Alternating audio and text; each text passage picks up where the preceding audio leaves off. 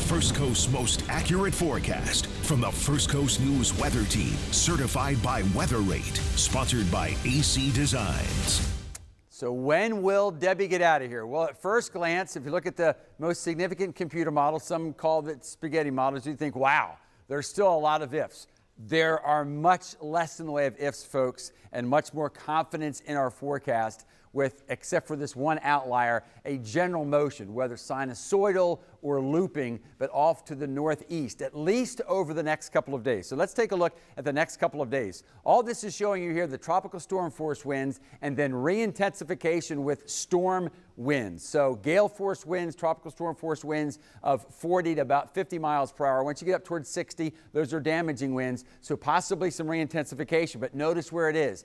Up around the Carolinas and away from us. I'll give you a broader look at all of the winds. So here's how we were during the afternoon. I'm going to take it to tomorrow morning. And remember, the windiest and the wettest, generally speaking, off to the east and to the northeast of the center. So notice where the center is tomorrow morning. It's up here over southeastern Georgia. And this is why, with a lot of confidence, it'll still be gusty. There'll be a couple showers, but drastically improved conditions for those of us over northeastern Florida. Southeastern Georgia, you know we're concerned about the rains you're going to get there tonight and tomorrow morning. But notice what happens as we go from Tuesday morning through Tuesday evening. This is Savannah and Hilton Head.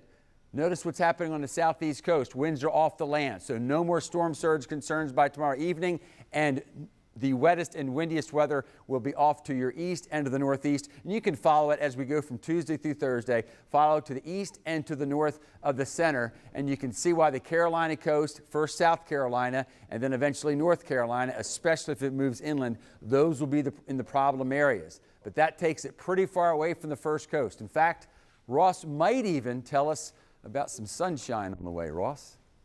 Yeah, Tim, we're going to have to wait just a little bit longer for that because we do have at least some rain still left in the forecast overnight tonight and into tomorrow. So we'll get to the sunshine here, but still, southeast Georgia up into some of our inland counties, we'll start to see a little bit of that wraparound effect up until at least tomorrow morning, if not even into the afternoon. Now, we're not 100% sure exactly how heavy some of this will be. Some of it may be on the lighter side, and it could work a little bit further southward. So Nassau, Duval County still does have at least some isolated rain chances. Certainly won't be nearly as heavy as what we saw earlier today, but still a few light to moderate downpours can still be expected through much of tomorrow, especially, again, up in Brunswick to Waycross, even down to Folkestone and the north end of Duval County. Now, by the time Wednesday morning rolls around, and especially by the afternoon, that's when we're finally going to push most of the rain, if not all the clouds, out as well.